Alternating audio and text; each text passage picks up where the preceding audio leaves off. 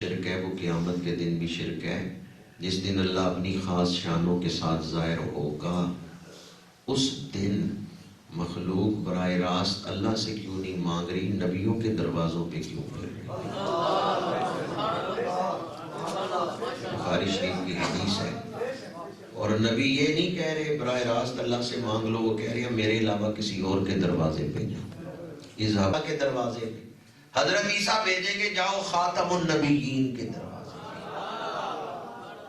حضور یہ نہیں فرمائیں گے کہ نہیں جیسے میں بشر ویسا ہی تم بشر، تم بھی دعا کرو میں بھی دعا کرتا ہوں. حضور یہ فرمائیں گے؟ نہیں.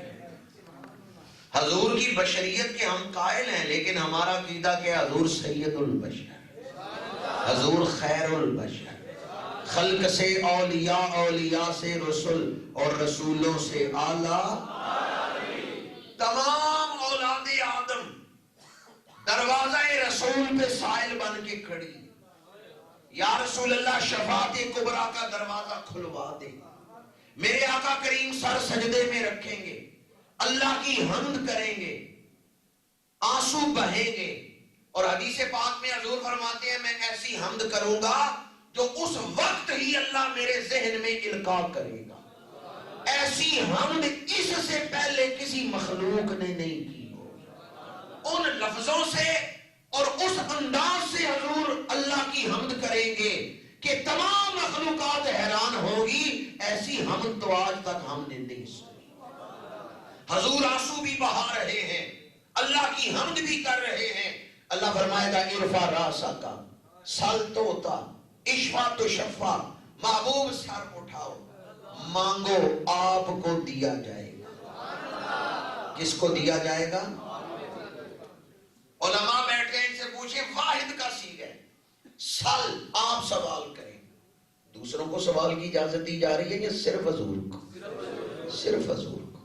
سل آپ سوال کریں تو آپ کو دیا جائے گا. دروازہ سب کے لیے کھل رہا ہے، رب کہتے ہیں آپ کو دیا جائے گا. اس کا مطلب کیا ہے؟ اب ہم جس کے لیے اجر کا، ثواب کا، بدلے کا دروازہ کھول رہے ہیں، محبوب عطا آپ کو کر رہے ہیں، بدلہ ان کو بھی مل رہا ہے. اب جس کو نیکیوں کا اجر و ثواب مل رہا ہے، محبوب آپ کا ہی صدقہ مل رہا ہے. تو لوگ سارے اس دن حضور کے دروازے پہ آ کے سائل بنیں گے یا نہیں؟ جو چیز دنیا میں شرک ہے وہ آخرت میں بھی شرک ہے. اگر دنیا میں نبیوں سے مانگنا شرک ہے تو پھر یہ قیامت میں بھی کیا ہونا چاہیے؟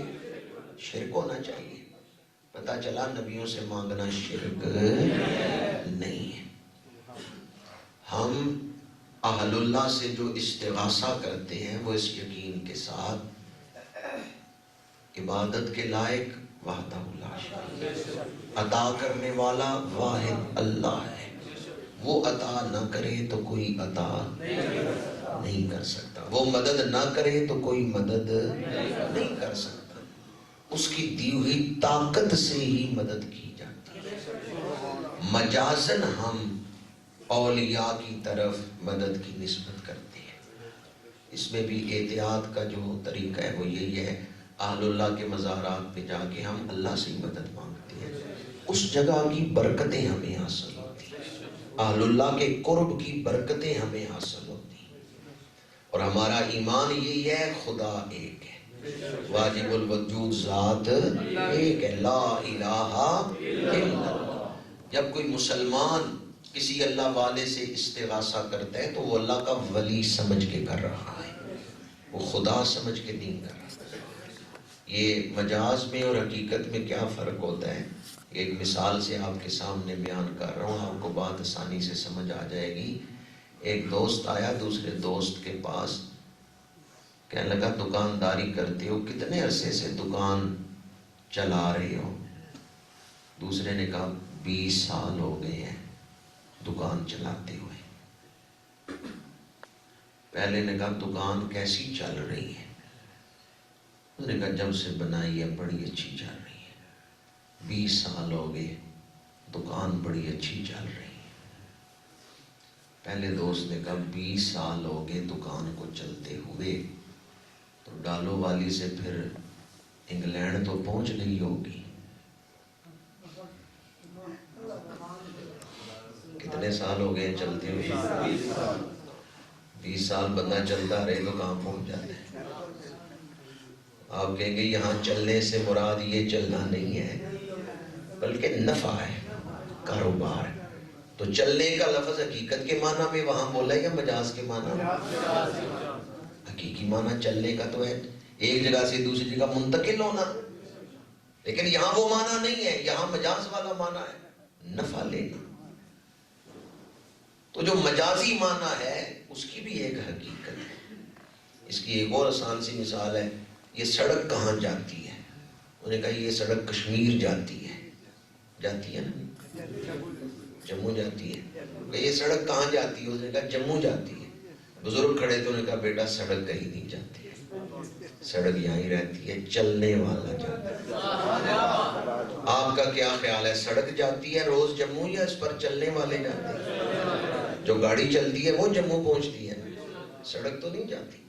لیکن چلنے کی نسبت کس کی طرف کر رہے ہیں؟ بارش ہو رہی تھی تو پرنالہ بہہ رہا تھا، پرنالے سے پانی بہہ رہا تھا۔ ایک آدمی نے کہا پرنالہ بہہ رہا ہے، دوسرے نے کہا نہیں پانی بہہ رہا ہے۔ ٹھیک کون ہے؟ پانی والا تو حقیقت میں ٹھیک ہے، پانی بہہ رہا ہے نا، پرنالہ تو نہیں بہہ رہا۔ لیکن مجازن ہم لفظ کیا بولتے ہیں؟ دریا چل رہا ہے۔ دریا چل رہا ہے کہ پانی چل رہا ہے؟ دریا کی جگہ تو نہیں نہ چلتی، دریا چل رہا ہے، نہر چل رہی ہے، وہ نہ دریا چلتا ہے نہ نہر چلتی ہے، وہ پانی چلتا ہے۔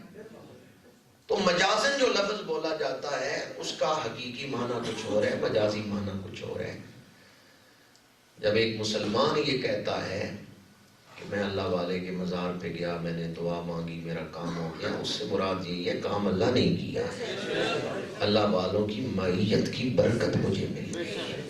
مسلمان کا عقیدہ کیا ہے؟ عبادت کے لائق صرف اللہ ہے، حقیقی طور پہ مدد کرنے والا صرف اللہ ہے، مستعان حقیقی اللہ ہے۔ ہم اللہ والوں سے جو استغاثہ کرتے ہیں یہ انہیں اللہ کا بندہ سمجھ کے کرتے ہیں۔ کیا حضرت سلیمان علیہ السلام نے آصف بن برخیہ سے نہیں کہا تخت لے لیا؟ وہ اللہ کے بندے ہی تھے نا آصف بن برخیہ، تو اللہ کا بندہ سمجھ کے ہی ان کو کہا ہے۔ اور 1600 میل دور پڑا ہوا تخت آصف بن برخیہ ایک لمحے میں لے آئے ہیں حضرت سلیمان کے ساتھ۔ جو اللہ والے ہیں اللہ نے انہیں بڑی طاقتیں عطا فرمائی ہیں۔ کہاں نہاون میں جنگ ہو رہی ہے، کہاں مدینہ منورہ میں حضرت فاروق اعظم خطبہ دے رہے ہیں، اور خطبہ دیتے ہوئے فرماتے ہیں یا ساریۃ الجبل، اے ساریہ پہاڑ کی طرف توجہ کرو، دشمن پیچھے سے حملہ کر رہا۔ تو کہاں جنگ ہو رہی تھی سینکڑوں میل دور، کہاں مدینہ منورہ میں فاروق اعظم خطبہ دے رہے۔ بس آخری ایک کرامت سنا کے گفتگو سمیٹ رہا ہوں۔ یہ جو اب آپ کو کرامت سنا رہا ہوں یہ بھی بخاری شریف میں ہے، مسلم شریف میں ہے، یہ بھی متفق علیہ ہے، بخاری و مسلم دونوں میں ہے۔ حضرت سیدنا صدیق اکبر رضی اللہ تعالی عنہ مغرب کی نماز حضور کے پیچھے ادا تو تسی بھی بڑا کچھ پہ کہہ دیتے ہیں بسا اوقات۔ تو میزبان کو یہ میں اس لیے بھی سنا رہا ہوں کہ آئندہ اگر کسی میزبان کو اپنے ساتھ بٹھائیں تو یہ نیت کر لیں میں صحابہ کی سنت پہ عمل کروں۔ ان مہمانوں نے کہا ہم اس وقت تک کھانا نہیں کھائیں گے جب تک حضرت صدیق اکبر نہیں آ جاتے، گھر والے نہیں آ جاتے، میزبان نہیں آ جاتے۔ حضرت صدیق اکبر اپنی زوجہ کو ناراض ہوئے، فرمایا اتنی رات گزر گئی ہے ابھی تک تم نے مہمانوں کو کھانا نہیں کھلایا۔ ام رومان کہتی ہیں میں نے کھانا دیا انہوں نے کھایا نہیں، وہ آپ کے انتظار میں ہے کہ آپ آئیں گے تو کھانا کھائیں گے، اور آپ تو کھانا کھا کے آئے تھے۔ آپ نے فرمایا میں تو کھانا نہیں کھاؤں گا، اور اس پر آپ نے قسم اٹھا لی کہ میں کھانا نہیں کھاؤں گا۔ جب آپ نے قسم اٹھا کہا نا میں نہیں کھانا کھاؤں گا، تو آپ کی زوجہ نے کہا میں بھی نہیں کھانا کھاؤں گا۔ مہمان سن رہے تھے کہ زوجین میں شکر رنجی ہو رہی ہے۔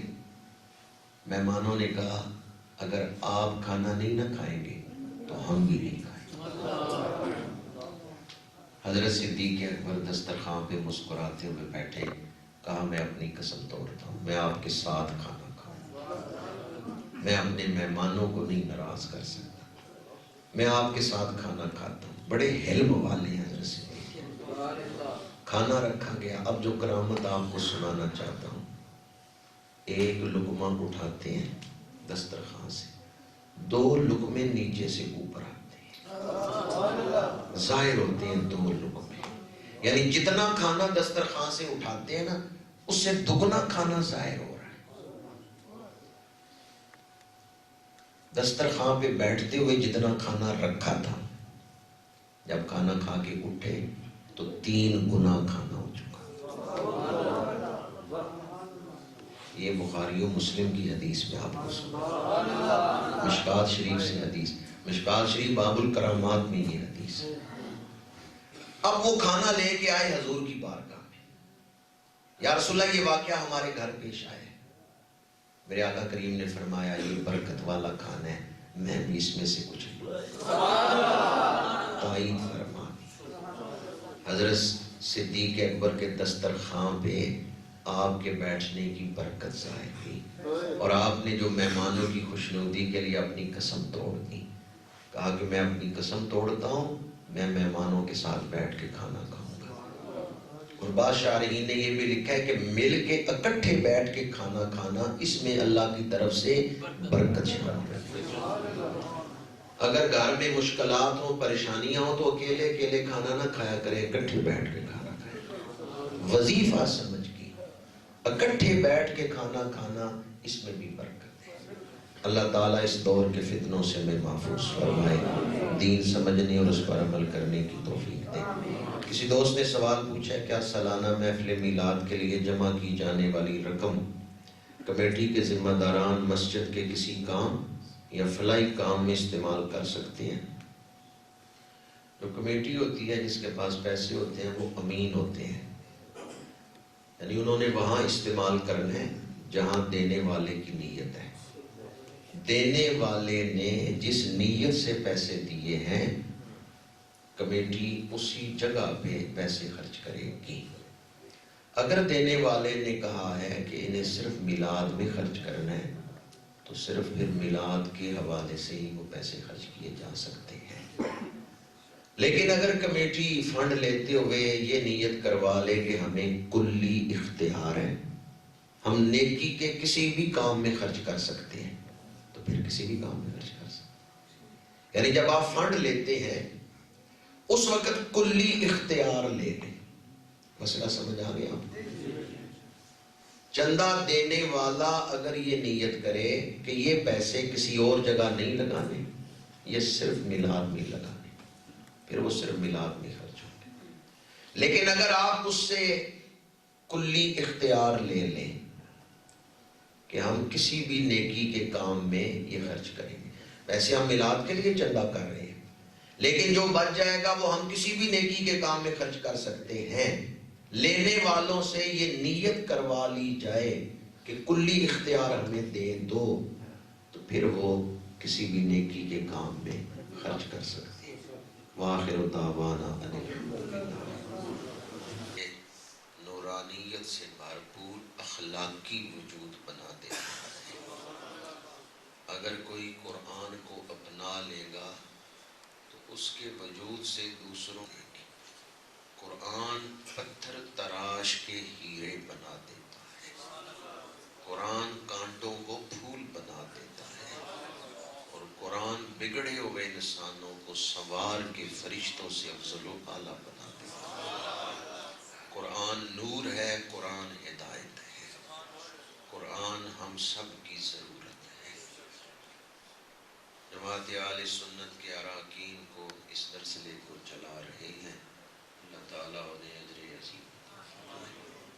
چونکہ اس مسجد میں تسلسل کے ساتھ ترجمے کا سلسلہ چل رہا ہے، اسی کو پیش نظر رکھتے ہوئے 4 آیتیں آج میں نے آپ کے سامنے تلاوت کی ہیں. پہلی آیت میں اللہ کریم نے ارشاد فرمایا کہ ہم نے چن لیا حضرت آدم کو، حضرت نوح کو، آل ابراہیم اور آل عمران کو، یعنی ان کو ہم نے خاص فضیلت عطا فرمائی. ان اللہ اصطفیٰ، بے شک اللہ تعالیٰ نے چن لیا، آدم و نوح، حضرت آدم کو، حضرت نوح کو، و آل ابراہیم، اور آل ابراہیم کو، و آل عمران علی العالمین، اور آل عمران کو تمام جہانوں پر۔ یعنی اپنے دور میں حضرت موسیٰ علیہ السلام کی امت تمام امتوں سے بہتر تھی۔ عمران حضرت موسیٰ علیہ السلام کے والد گرامی کا نام ہے، آل عمران یعنی بنی اسرائیل، اور عمران حضرت بی بی مریم کے والد کا نام بھی ہے۔ عمران جو ہے یہ حضرت موسیٰ علیہ السلام کے والد کا نام بھی ہے۔ آل عمران سے مراد حضرت موسیٰ کی امت ہے، اور عمران جو ہے یہ حضرت مریم کے والد اور حضرت عیسیٰ کے نانا، ان کا نام بھی عمران ہے۔ ذریۃ بعضھا من بعض، یہ سب ایک ہی نسل سے ہیں، بعض بعض کی اولاد ہے۔ حضرت نوح حضرت آدم کی اولاد میں سے ہیں، حضرت ابراہیم حضرت نوح کی اولاد میں سے ہیں، اور جناب عمران یہ حضرت ابراہیم کی آگے نسل میں سے ہے۔ تو یہ سب ایک ہی نسل چلتی آ رہی ہے۔ واللہ سمیع علیم، اللہ خوب سننے والا، خوب جاننے والا ہے۔ آگے واقعہ بیان ہوا ہے حضرت مریم کی ولادت کا۔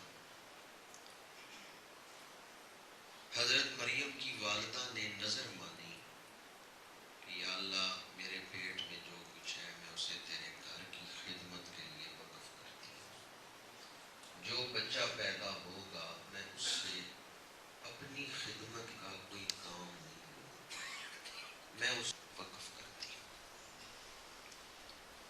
اذ قالت امرأۃ عمران، جب عمران کی بیوی نے عرض کیا، اور یہ بات شاید میں نے پہلے یہاں بیان کی ہے کہ جو واقعہ اللہ کے نزدیک خاص ہوتا ہے اللہ تعالیٰ نے اسے قرآن پاک میں لفظ اذ کے ساتھ بیان کیا ہے۔ اس میں بڑے سبق ہیں اس واقعہ میں، وہاں ہمارے لیے رہنمائی کے کئی درس موجود ہیں، وہ واقعہ یاد رکھنے کے لائق ہے۔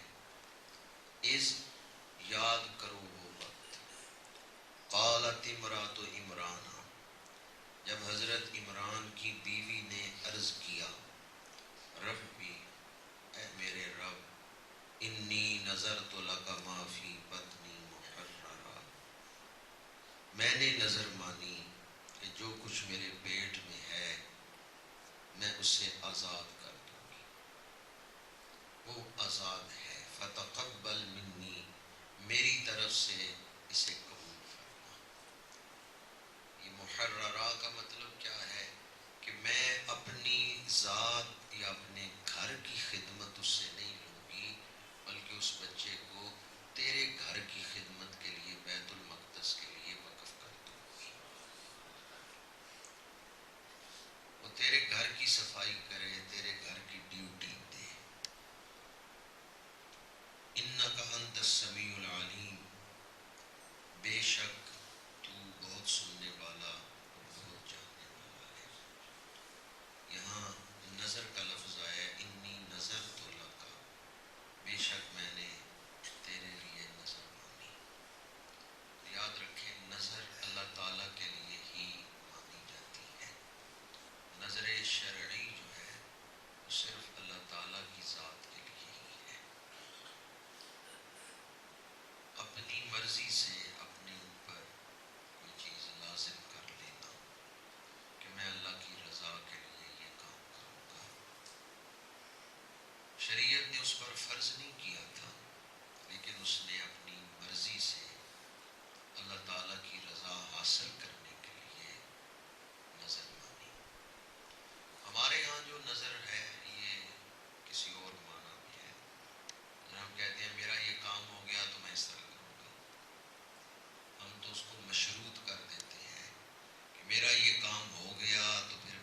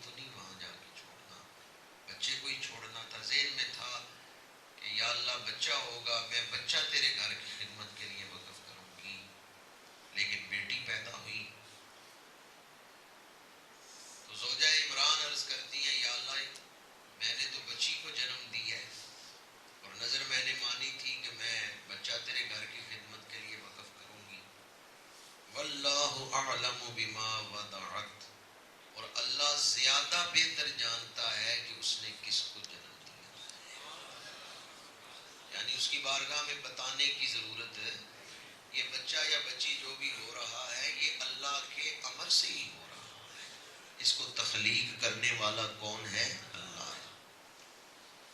وَلَيْسَ الذَّكَرُ كَالْأُنثَىٰ، یہاں نسبت اللہ تعالیٰ کی طرف بھی ہو سکتی ہے اور زوجہ عمران کی طرف بھی ہو سکتی ہے۔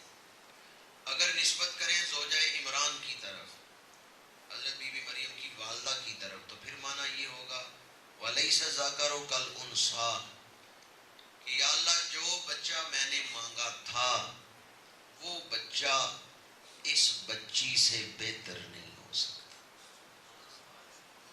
وہ بچہ میں نے مانگا تھا، یہ بچی تو نے عطا کی، تیرا فیصلہ میری خواہش سے بہتر۔ وَلَيْسَ الذَّكَرُ كَالْأُنثَىٰ، الف لام آیا تو اس وجہ سے خاص بچہ، وہ بچہ جو میں نے مانگا وہ اس بچی سے بہتر نہیں ہے، وہ میری آرزو تھی، یہ تیری عطا ہے، یہ تیرا فیصلہ ہے۔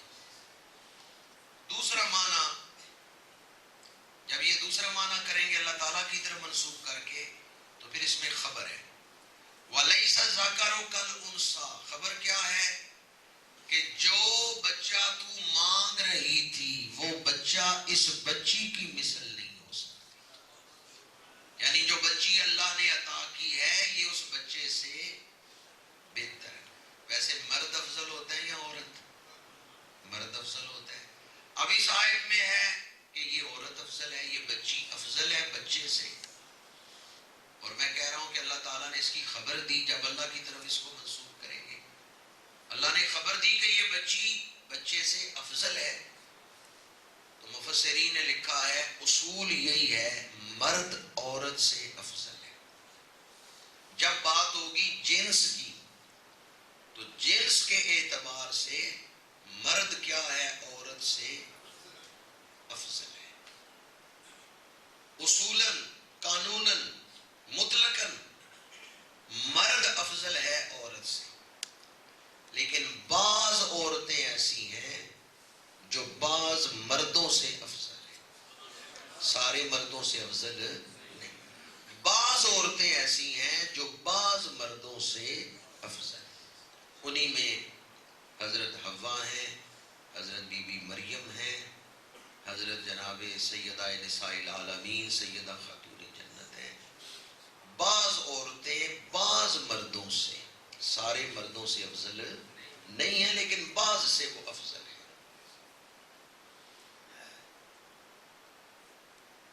یا یوں کہہ لیں کہ بعض اوصاف میں وہ افضل ہے، مثلا وہ خاتون جو صحابیہ بن گئی، آج کل کا مرد صحابی تو نہیں ہے، تو اس درجے میں پھر وہ عورت کیا ہے؟ افضل ہے صحابیت کے حوالے سے۔ اور یہاں بھی دوبارہ عرض کر رہا ہوں کہ بعض عورتیں بعض مردوں سے افضل ہیں، سارے مردوں سے افضل نہیں۔ آگے فرمایا وَإِنِّي سَمَّيْتُهَا مَرْيَمَ، زوجہ عمران کہتی ہیں میں نے اپنی بچی کا نام مریم رکھا۔ مریم کا معنی ہے عبادت گزار، عبادت کرنے والی عورت، اللہ کی فرما بردار۔ وَإِنِّي أُعِيذُهَا بِكَ، اور میں اسے تیری پناہ میں دیتی ہوں، وَذُرِّيَّتَهَا، اور اس کی اولاد کو بھی، مِنَ الشَّيْطَانِ الرَّجِيمِ، شیطان مردود کے شر سے۔ یا اللہ شیطان مردود کے شر سے میں اپنی بیٹی مریم کو اور اس کی اولاد کو تیری پناہ میں دیتی ہوں۔ جب بچہ ہو تو اس وقت یہ دعا کرنا، یہ حضرت بی بی مریم کی والدہ کی بھی سنت ہے، انبیاء کرام کی بھی سنت ہے، خود ہمارے آقا کریم کی بھی سنت ہے، سلف صالحین کا بھی معمول ہے کہ جو بچہ پیدا ہو اسے اللہ کی پناہ میں دے کہ یا اللہ اس کو اور اس کی اولاد کو میں تیری پناہ میں دیتا ہوں۔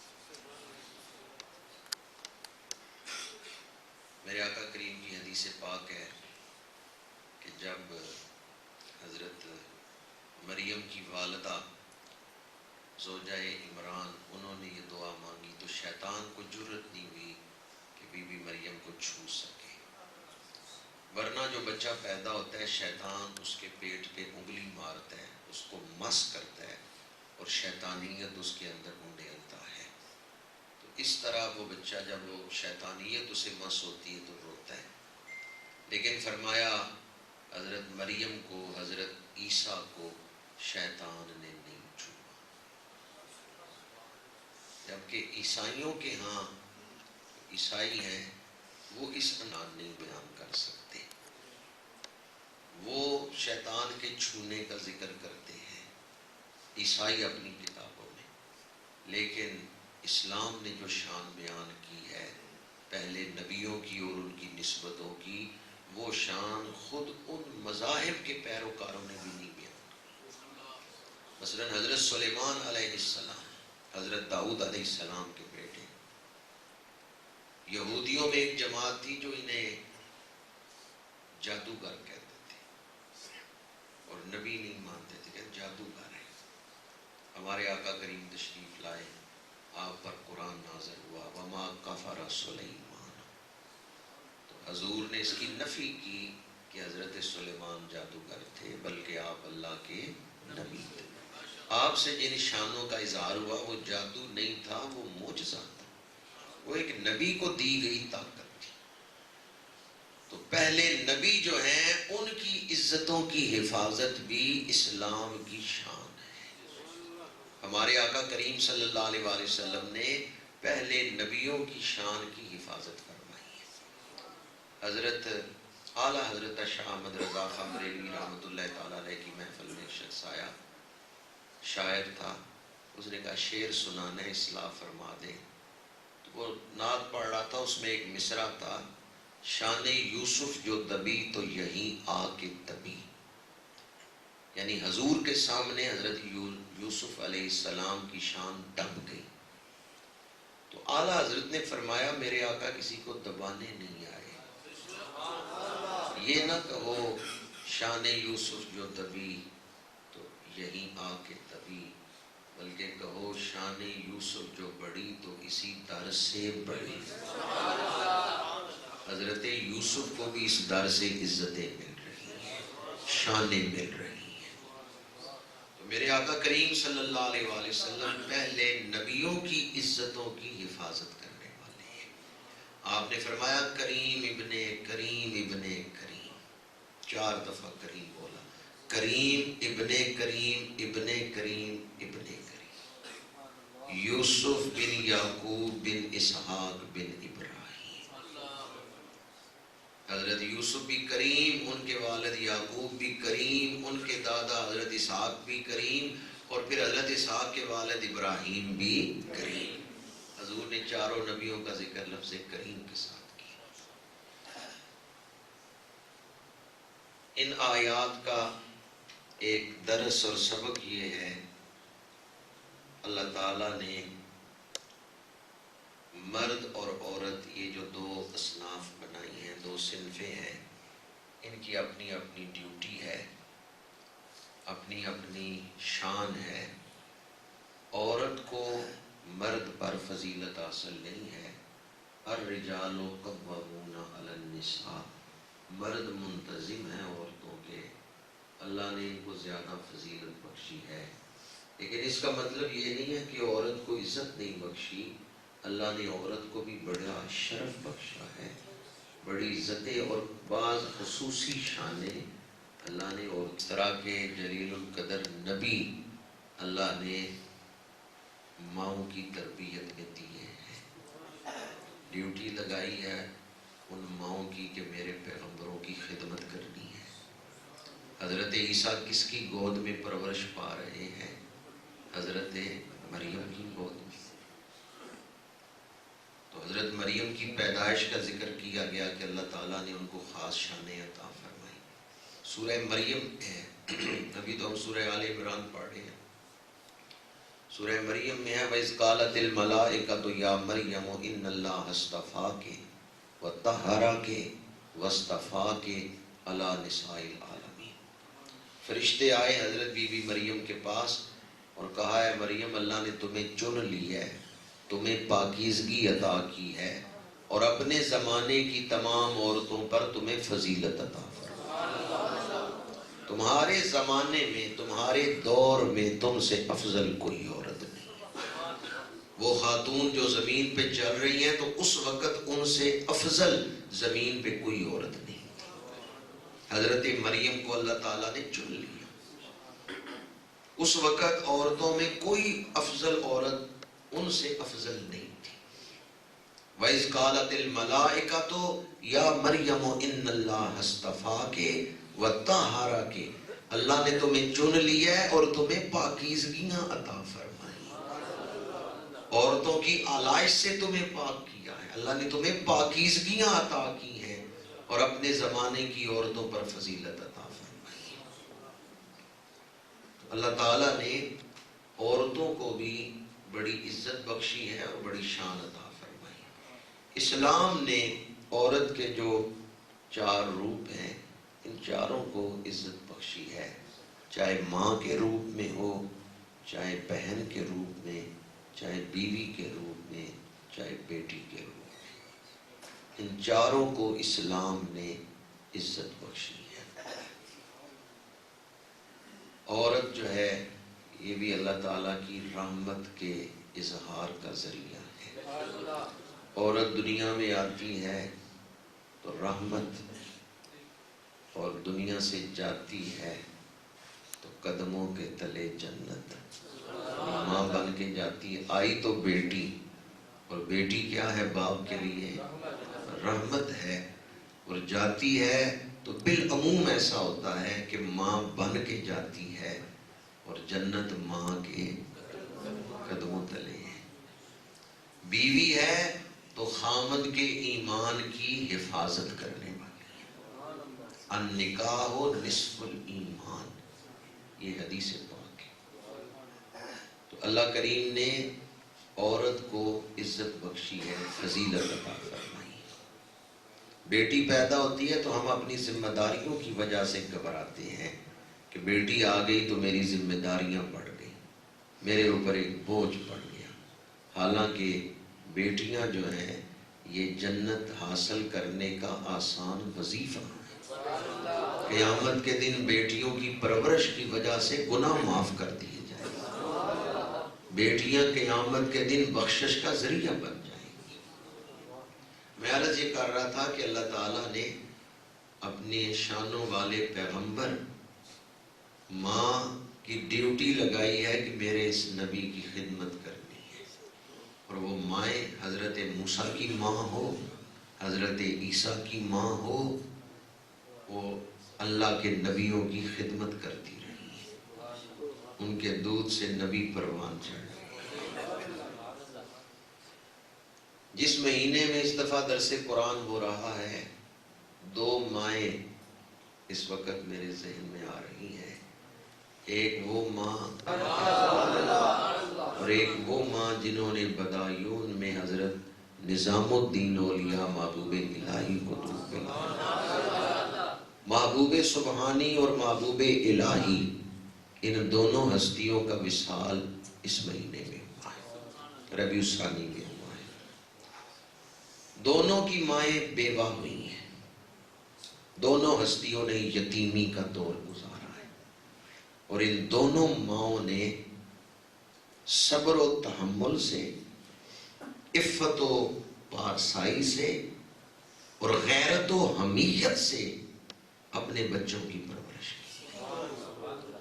اگر کبھی فاقہ آ گیا ہے تو فاقہ کر لیا ہے، کسی کے آگے مانگنے کے لیے ہاتھ نہیں پھیلائے، اپنے بیٹوں کو غیرت و حمیت کا درس دیا۔ اور تربیت کیسے کی ہے یہ واقعہ تو آپ نے 12 مرتبہ سنا ہوگا۔ جب حضور غوث اعظم گیلان سے بغداد تشریف لے جا رہے ہیں، راستے میں ڈاکوؤں نے لوٹا۔ گیلان آج کل ایران میں ہے، بغداد عراق میں ہے۔ پہلے یہ سارا علاقہ ایران عراق خراسان کہلاتا تھا۔ جب آپ تاریخ کی کتاب پڑھیں نا، خراسان تو اس سے مراد یہ دونوں علاقے۔ گیلان جو ہے یہ آج کل ایران میں ہے، جہاں حضور غوث اعظم کی ولادت ہوئی۔ بغداد عراق میں جس کی طرف آپ جا رہے تھے، والدہ نے قمیص میں کچھ سکے سی دیے اور کہا بیٹا جھوٹ نہیں بولنا۔ تربیت کی بات سنا رہا ہوں کہ پہلی تربیت گاہ ماں کی گود ہے۔ بچہ سب سے پہلے جہاں سے سیکھتا ہے وہ گھر سے سیکھتا ہے، ماں کی گود سے سیکھتا ہے۔ ڈاکو نے پکڑا، ڈاکو لوٹ رہے ہیں مسافروں کو، جو چور آپ کے پاس آیا اس نے کہا تمہارے پاس کچھ ہے تو بتاؤ، کچھ مال ہے؟ آپ نے کہا ہاں میرے پاس پیسے ہیں۔ ڈاکو نے تلاشی لی، کہیں سے کچھ نہیں نکلا۔ انہوں نے کہا تمہارے پاس تو کچھ نہیں۔ آپ نے قمیص کی آستین الٹی اور پھاڑا اس جگہ کو جہاں پیسے سیے ہوئے تھے ماں نے۔ جب قمیص کی آستین کو پھاڑا تو درہم نکل آئے۔ ڈاکو نے حیران ہو کے کہا اگر تم پیسے بچانا چاہتے جھوٹ بول کے بچا سکتے تھے، مجھے نہیں پتا چلا کہ یہاں پیسے رکھے ہوئے ہیں، تم نے سچ کیوں بولا ہے؟ حضور شہنشاہ بغداد نے فرمایا گھر سے نکلتے ہوئے ماں نے فرمایا تھا بیٹا جھوٹ نہیں بولنا، میرا نقصان ہوتا ہے تو ہو جائے پر میں نے ماں کے حکم پر عمل کرنا ہے۔ پھر دیکھیں رب نے کن مرتبوں تک پہنچایا ہے، کن بلندیوں تک پہنچایا ہے۔ حضور محبوب الہی کی والدہ، ان کا نام تھا بی بی زلیخا، بیوہ ہو گئی، بچے کی پرورش کر رہی ہیں، سود کاٹتی تھی، اور جس دن گھر کھانے کے لیے کچھ نہیں تھا تو آپ اپنے بیٹے حضرت نظام الدین اولیاء سے فرماتی تھیں نظام الدین آج ہم اللہ کے مہمان ہیں، آج ہم اللہ کے مہمان ہیں۔ یہ نہیں فرمایا جاؤ فلاں گھر سے مانگ لاؤ یا فلاں جگہ سے آ جائے گا، نہیں، اللہ کا غیرت و حمیت کا درس دیا۔ حضرت نظام الدین اولیاء فرماتے ہیں کم سنی کی وجہ سے ابتداً تو مجھے یہ سمجھنے میں مشکل پیش آئی کہ اس کا کیا مطلب ہے آج ہم اللہ کے مہمان ہیں، لیکن پھر ایک وقت آیا کہ میں اتنا مانوس ہو گیا اس جملے سے، میں انتظار کرتا تھا اب کس دن ماں یہ کہے گی کہ آج ہم اللہ کے مہمان ہیں۔ کہتے ہیں میں پھر انتظار کرتا تھا کہ اب کس دن میری ماں مجھے یہ کہے گی کہ آج ہم اللہ کے مہمان ہیں۔ آپ نے کمال درجے میں اپنی والدہ کی خدمت کی ہے، زندگی کا جو بھی فیصلہ کرنا ہوتا والدہ سے پوچھتے، نیا چاند دیکھتے سب سے پہلے والدہ کے پاس آتے، قدم چومتے، نئے چاند کی مبارک دیتے اور پھر والدہ سے دعا کرواتے۔ آج کون سی تاریخ ہے ربیع الثانی کی؟ ماشاءاللہ ہمیں عیسوی کیلنڈر کی تاریخیں تو یاد ہیں، لیکن ربیع الاول یا ربیع الثانی یہ جو اسلامی چاند ہے کس دن اب چاند دیکھنا ہے یہ ہمیں بالعموم پتہ نہیں ہوتا، بعد میں پتہ چلتا ہے کہ کل چاند نکل آیا تھا۔ ہاں ہم چاند دیکھتے ہیں جب صبح سویاں کھانی ہوتی ہیں، وہ سویوں والا چاند ہم دیکھتے ہیں کہ صبح عید کرنی ہے، یا بڑی عید کا چاند جو ہے وہ لوگ خیال رکھتے ہیں۔ حضرت نظام الدین اولیاء رحمۃ اللہ تعالی علیہ ہر مہینے کا چاند التزام سے اہتمام سے دیکھتے اور چاند دیکھ کے سب سے پہلے والدہ کی خدمت میں آگے مبارک دیتے، والدہ سے دعا کرواتے، قدم چومتے، چاند کی مبارک دیتے، والدہ سے دعا کرواتے۔ جمادی الاول کا چاند دیکھا اور آئے والدہ کی خدمت میں، قدم بوسی کی، مبارک دی کہ جمادی الاول کا چاند نکل آئے، دعا کروائی۔ دعا کر کے آپ کی والدہ نے کہا نظام الدین اگلے چاند کی مبارک کسے دو گے؟ دیکھ کے کس سے دعا کرواؤ گے؟ آپ سمجھ گئے کہ اگلے چاند سے پہلے میری والدہ کا وصال ہو جائے گا۔ ماں بھی تو حضرت نظام الدین اولیاء کی، وہ ماں جس نے اللہ کے ایک ولی کی خدمت کی ہے، وہ ماں بھی بڑی نظر والی تھی۔ میں یہ عرض کرنا چاہتا ہوں جو ماں ایک ولی کی خدمت کرتی ہے وہ بتا رہی ہے اگلے چاند سے پہلے میرا وصال ہو جائے گا. تو جو مائیں نبیوں کی خدمت کرتی رہی، جن کی گود میں اللہ کے نبی پروان چڑھتے رہے ہیں، ان ماؤں کی شان کیا ہو. حضرت بی بی زلیخا، حضرت نظام الدین اولیاء رحمت اللہ تعالی علیہ کی والدہ، انہوں نے کہا بیٹے اس چاند کی مبارک تو دے رہے ہو، اگلا چاند دیکھ کے کس کو مبارک دینے آؤ گے، کس سے دعا کرواؤ گے؟ آنکھوں میں آنسو آ گئے، روتے ہوئے کہا امی جان مجھے کس کے سپرد کر کے جائیں گی، مجھے کس کے حوالے کر کے جا رہی ہیں؟ کہا کل بتاؤں گی. حضرت نظام الدین اولیاء فرماتے ہیں رات بڑی بے چینی میں گزری، رات بڑی بے قراری میں گزری کہ والدہ نے کہا کل بتاؤں گی. دوسرے دن آپ حضرت نجیب الدین متوکل رحمت اللہ تعالی علیہ کے گھر تھے، نوکرانی آئی بلانے کے لیے. آپ کی والدہ نے کنیز کو بھیجا کہ جاؤ نظام الدین کو بلا کے لاؤ. حضرت نظام الدین اولیاء دوڑتے ہوئے آئے. والدہ نے کہا نظام الدین مجھ سے پوچھتے تھے نا میں تمہیں کس کے حوالے کر کے جاؤں گی، اور میں نے کہا تھا کل بتاؤں گی، میرے قریب ہو جاؤ. قریب ہوئے، دایاں ہاتھ پکڑا اور دایاں ہاتھ پکڑ کے آسمان کی طرف بلند کیا. من بتو سپردم خدا را، میں تمہیں خدا کے سپرد کرتی،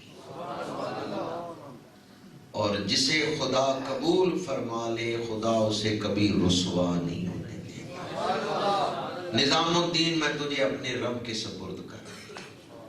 والدہ کا وصال ہو گیا.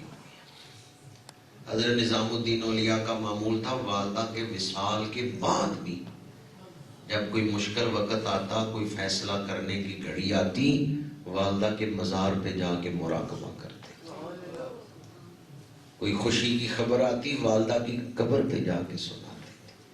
والدہ کے مزار سے بھی آپ مانوس رہے. مختلف بادشاہ آپ کے دور میں گزرے ہیں اور کئی بادشاہ آپ سے حسد کرتے تھے. تو ایک بادشاہ نے آپ کو الٹیمیٹم دیا، اس نے دعوت کی کہ آپ میرے محل میں آئیں. آپ نے فرمایا میرا مزاج نہیں، میں درویش ہوں، میں بادشاہوں کے محل میں نہیں جاتا. انکار کیا. اس نے پابندی لگا دی. پتا چلا کہ 1 من نمک آپ کے لنگر خانے میں استعمال ہوتا ہے. 1 من نمک روزانہ. کتنے لوگ آ کے وہاں کھا رہے ہوں گے. اس نے کہا یقیناً ہمارے امراء، وزراء، دہلی کے امیر لوگ وہ ان کی مدد کرتے ہیں. اس نے پابندی لگا دی. اس نے کہا کہ کوئی حکومتی رکن جس کا حکومت کے کسی عہدے سے تعلق ہے وہ اس خانقاہ کی خدمت نہیں کر سکتا. حضرت نظام الدین اولیاء کو پتا چلا تو آپ کا جو لانگری تھا نا اقبال، اسے بلا کے کہا پہلے 1 من لگتا تھا اب 2 من کر. انہوں نے کہا بادشاہ نے تو پابندی لگا دی ہے کہ کوئی اس آستانے کی خدمت نہیں کر سکتا. آپ نے فرمایا یہ بھی اللہ کی طرف سے ظاہر کرنے کے لیے ہے، پہلے بھی لوگوں کی مدد سے نہیں یہ آستانہ چل رہا تھا، میرا رب اسے چلا رہا. میری ماں مجھے رب کے سپرد کر کے گئی. بادشاہ نے آپ والدہ کے مزار پہ چلے گئے. کہا پہلے میں آپ سے مشورہ کرتا تھا اور آج میں کس سے مشورہ کروں. فاتحہ خوانی کی، دعا مانگی، گھر آ گئے. جو الٹیمیٹم بادشاہ نے دیا تھا چاند کی 14 تاریخ، اس سے پہلے ہی بادشاہ کے دربار میں اس کے نائبوں نے اس کو قتل کر دیا. یہ ایک جلال تھا جس کا اظہار ہوا ہے. اور جس نے آپ کو کہا تھا کہ میں آپ کو قتل کر دوں گا، وہ تاریخ آنے سے پہلے حدیث قدسی ہے نا بخاری شریف میں، اللہ فرماتا ہے من عاد لی ولیا فقد آذنتہ بالحرب. جس نے میرے ولی سے دشمنی کی میں رب اسے اعلان جنگ کر. یہاں میں یہ بھی آپ کی خدمت میں عرض کروں گا کہ اہل اللہ سے دعا لینی چاہیے، ان کی بد دعا سے بچنا چاہیے. جس دور میں ہم زندگی گزار رہے ہیں، اس دور میں بعض لوگ یہ سمجھتے ہیں توحید بیان کرنے کا تقاضا یہ ہے کہ جی ولی کوئی چیز نہیں ہوتے، اللہ والوں کی دعا کوئی اثر نہیں رکھتی. بعض لوگ اس طرح توحید بیان کرتے ہیں. میں آپ کو حدیث متفق علیہ سنا رہا ہوں. یہ حدیث بخاری شریف میں ہے اور مسلم شریف میں ہے، مشکات شریف میں ہے. امام بخاری نے، امام مسلم نے اسے حدیث صحیح قرار دیا. یہ حدیث متفق علیہ.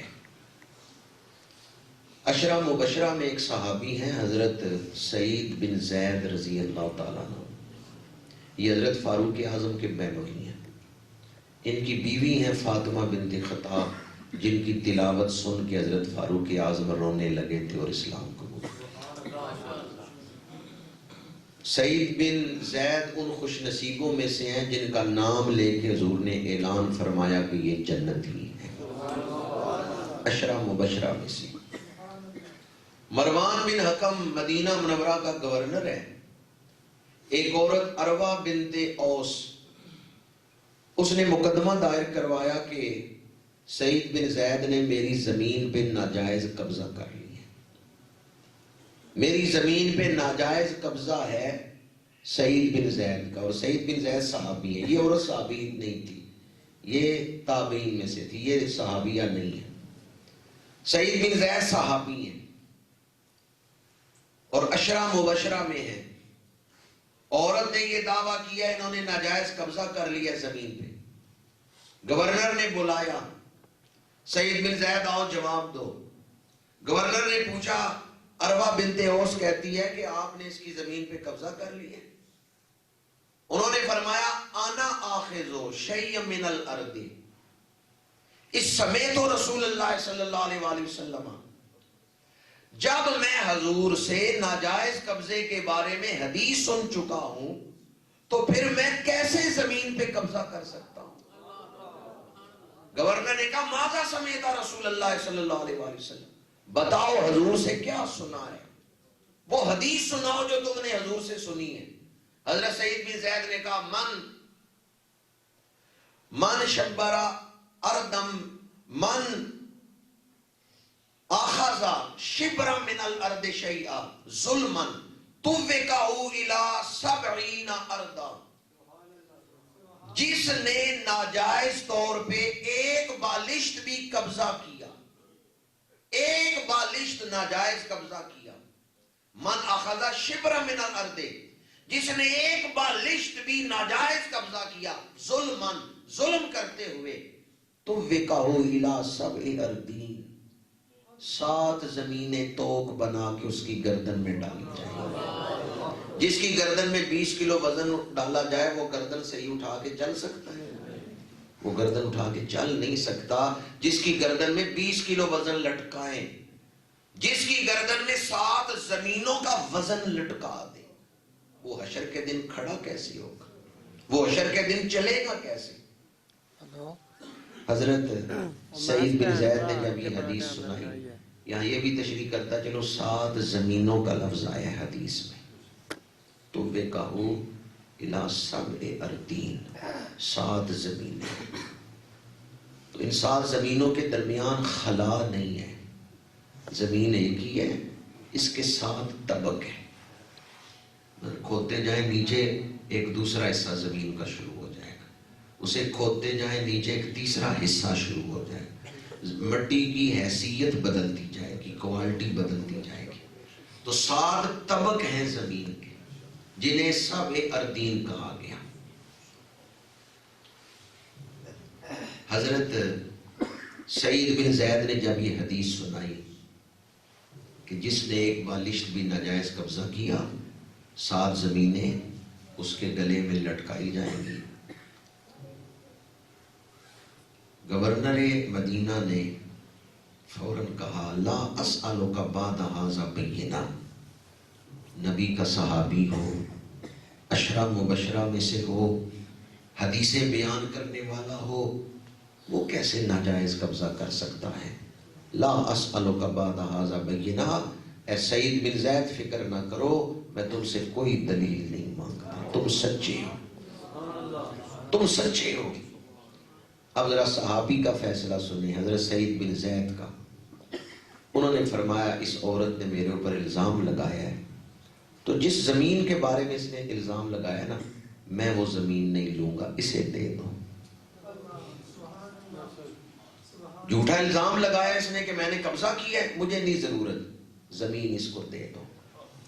اب حدیث کا وہ حصہ سنیں جس کے لیے میں نے پچھلی روایت آپ کو سارا واقعہ سنایا ہے۔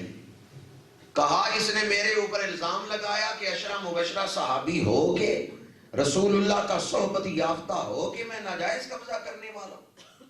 اللہم ان کانت کاذبۃ فاعمی بصرہا، پروردگار اس نے ناجائز قبضہ کر لیا میری زمین پہ، تو اسے اندھا کر دے، تو اسے اندھا کر دے، اور جو زمین یہ قبضے میں لے رہی ہے اسے موت کہیں اور نہ آئے، اس زمین میں موت آئے، یہ اس زمین میں دھنسائی جائے جس زمین پہ یہ ناجائز قبضہ کر رہی ہے، الزام لگا کے زمین لے رہی ہے۔ اب حدیث پاک پڑھیں، بخاری شریف میں، مسلم شریف میں۔ مسلم کی روایت میں ہے کہ حضرت فاروق اعظم رضی اللہ تعالیٰ عنہ کے پڑپوتے، وہ فرماتے ہیں میں نے دیکھا عروہ بنت اوس دیواروں کو ٹٹولتے ہوئے چل رہی ہے، دیوار کو ہاتھ رکھ کے چل رہی ہے۔ میں نے کہا عروہ کیا بنا، کیوں دیواروں کو ٹٹول کے چل رہی ہو؟ اس نے کہا میں اندھی ہو گئی، میں نابینا ہو گئی۔ میں نے کہا کیسے اندھی ہوئی ہو؟ اس نے کہا مجھے سعید کی دعا نے اندھا کر دیا ہے، مجھے سعید بن زید کی دعا نے اندھا کر دیا ہے۔ یہ عورت چل رہی تھی، اس زمین میں کنواں تھا، اس کنویں میں گر گئی۔ حضرت سعید بن زید کی دعا کا دوسرا حصہ کیا تھا کہ یا اللہ جو زمین یہ الزام لگا کے لے رہی ہے اس زمین میں موت آئے۔ اس زمین میں کنواں تھا، یہ اندھی خاتون اس کنویں میں گر گئی، اسے نکالا نہیں گیا کنویں سے، مٹی ڈال دی گئی، نہ کفن نہ نماز جنازہ، وہی کنویں پر مٹی ڈال دی گئی۔ حضرت سعید بن زید نے جو کہا وہ ہو گیا ہے۔ مولانا روم کہتے ہیں گفتہ اللہ بود، جو یہ کہتے ہیں اللہ کر دیتا ہے۔ کہا اللہ کے ولی نے ہے، اللہ نے وہ کر دیا ہے جو حضرت سعید بن زید کی زبان سے ادا ہوا۔ اللہ والوں کی بد دعا سے بچنا چاہیے، اللہ والوں کی دعائے جلال سے بچنا چاہیے، ان سے دعائے برکت لینی چاہیے۔ جس طرح ان کی دعائے جلال کا اظہار ہے، حضرت سعید بن زید کی دعا کا، عورت اندھی بھی ہو گئی اور اس کنویں میں گر کے مری جو زمین میں تھا، زمین میں دھنس گئی۔ جس طرح ان کی دعائے جلال کا اظہار ہوا ہے، اسی طرح اللہ والے کسی کے لیے شفا مانگتے ہیں، رب شفا دے سکتے ہیں۔ اللہ والے کسی کے لیے کامیابی مانگتے ہیں، اللہ کامیابی دے دیتا ہے۔ دعا کروانا، کسی دوسرے سے دعا کروانا، کسی کو اپنے سے بڑا مومن سمجھ کے، اپنے سے بڑا رتبے والا سمجھ کے، اپنے سے بڑا متقی سمجھ کے دعا کروانا، یہ قرآن سے ثابت ہے، احادیث سے ثابت ہے۔ حضرت یوسف علیہ السلام کے بھائیوں کو جب احساس ہوا نا ہم نے ظلم کیا حضرت یوسف پہ، تو آئے حضرت یعقوب کے پاس، یا ابا نستغفر لنا، ابا جان ہمیں اللہ سے بخشوائیں، ہمارے لیے رب سے استغفار کریں۔ تو حضرت یعقوب علیہ السلام نے فرمایا ان قریب میں تمہارے لیے استغفار کروں گا۔ عشاء کے وقت بیٹوں نے آگے کہا استغفار کریں، آپ نے فرمایا میں ان قریب استغفار کروں گا، تو آپ نے پھر دوسرے دن تہجد کے وقت استغفار کیا، اپنے بیٹوں کے لیے رب سے معافی مانگی۔ قوم حضرت موسیٰ کے پاس آئی، پانی چاہیے، تو حضرت موسیٰ نے رب سے پانی مانگا، وَإِذِ اسْتَسْقَىٰ مُوسَىٰ لِقَوْمِهِ۔ تو کسی سے دعا کروانا یہ قرآن سے ثابت ہے۔ ہم اہل اللہ کے پاس جاتے ہیں نا تو ان سے دعا کرواتے ہیں۔ بعض لوگ کہتے ہیں بھی اللہ ہر جگہ موجود ہے، اللہ تمہارے پاس موجود ہے، تم کیوں اللہ والوں کے پاس جاتے ہو؟ ہم ان کے پاس دعا کروانے جاتے ہیں، وہ بھی اللہ سے لے ہی دیتے ہیں، وہ بھی اللہ کی دی ہوئی طاقت سے ہی مدد فرماتے ہیں۔ حضور غوث پاک کا نام ہے نا غوث اعظم، تو غوث کا مطلب فریاد کرنے والا بھی ہے، فریاد کو پہنچنے والا۔ حضور غوث اعظم اللہ سے دعا مانگتے ہیں اور اللہ کی دی ہوئی مدد سے، طاقت سے جو پکارتے ہیں ان کی روحانی مدد فرماتے ہیں۔ بعض دوستوں کی سوئی اس پر اٹک گئی، وہ کرامت کا انکار کر بیٹھے۔ اللہ تعالیٰ کی توحید کو بیان کرنے کے لیے یہ اصول یاد رکھیں کہ جو شانیں اللہ کی ذات کے ساتھ خاص ہیں وہ اللہ نے کسی کو نہیں دی۔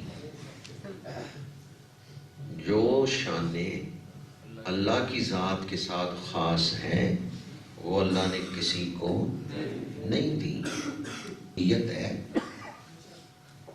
واجب الوجود ہونا ہے، رحمانیت ہے، یہ اللہ کی ذات کے ساتھ خاص ہے۔ جو چیزیں اللہ کی ذات کے ساتھ خاص ہیں وہ اللہ نے کسی کو نہیں دی، اور جو شانیں اللہ نے مخلوق کو دی ہیں وہ ان سے سلب نہیں کی۔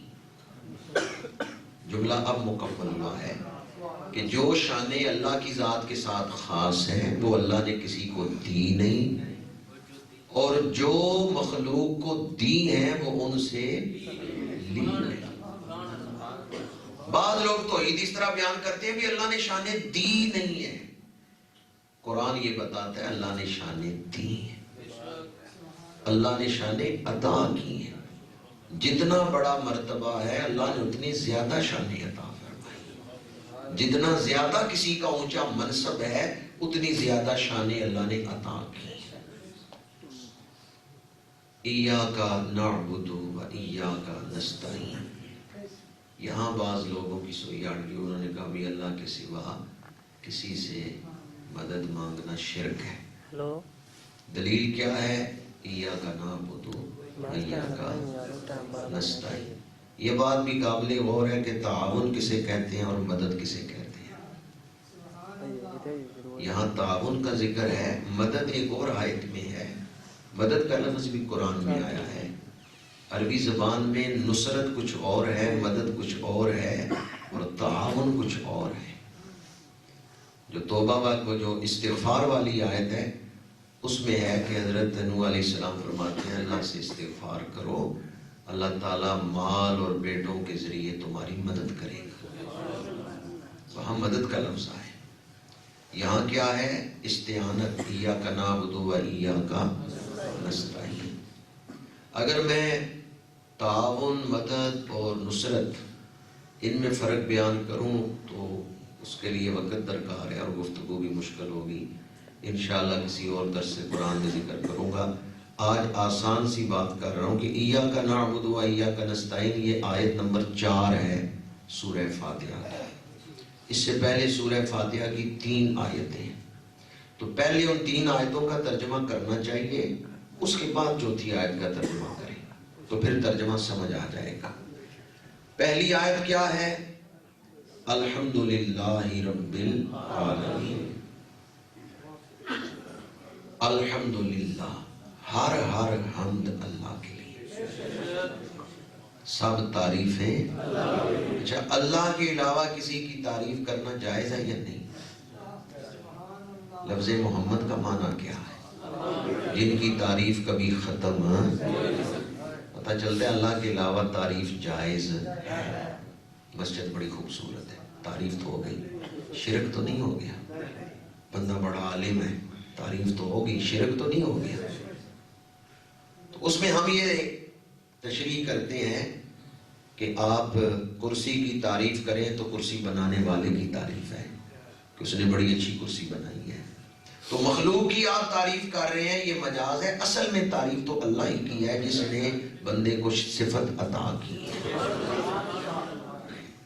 یہ تو ثابت ہو گیا کہ مخلوق کی تعریف کرنا جائز ہے، ناجائز نہیں۔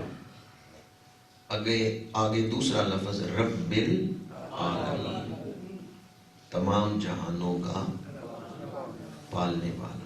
یہ باتیں رب ارحمہما کما ربیانی صغیرا، یہ قرآن کی آیت ہے، کما ربیانی صغیرا، وہی ربوبیت کا ذکر ہے۔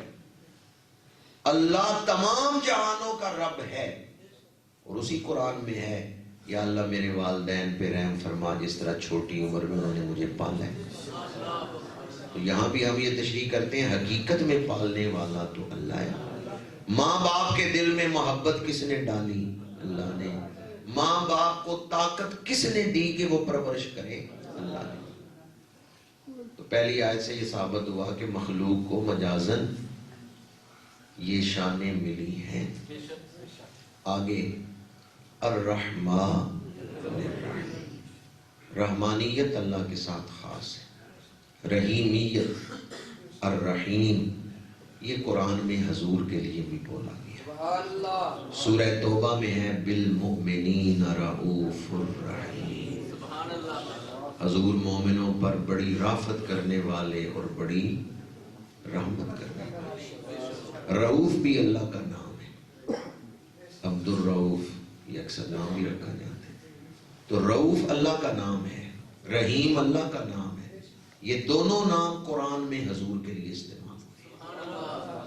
لفظی اشتراک ہے، معنوی اشتراک نہیں ہے۔ معنوی اشتراک میں کیا فرق ہے؟ اللہ ذاتی طور پہ رحیم ہے، حضور رحیم ہے تو اللہ کے بنانے کی وجہ سے اللہ نے حضور کو رحیم بنایا ہے۔ دو آیتوں کا ترجمہ ہو گیا الرحمن الرحیم۔ آگے تیسری آیت مالک یوم الدین، بدلے کے دن کا مالک ہے۔ تو اس دنیا میں اللہ نے آپ کو بھی مختلف چیزوں کا مالک بنایا یا نہیں؟ چند لوگ ہی بول رہے ہیں۔ تھانے کچہریاں یہ آباد اس وجہ سے ہیں، لوگ کہتے ہیں یہ میری چیز ہے، دوسرا کہتا ہے نہیں میری ہے۔ یہ ملکیت کتابوں کے جھگڑے ہی کچہریوں میں تھانوں میں ہو رہے ہیں۔ تو آپ تو کہہ رہے ہیں صرف اللہ ہی مالک ہے، لیکن اس نے ہمیں بھی مالک بنایا ہے۔ چاہے ہم تھوڑے عرصے کے لیے مالک ہیں، لیکن مالک تو ہیں۔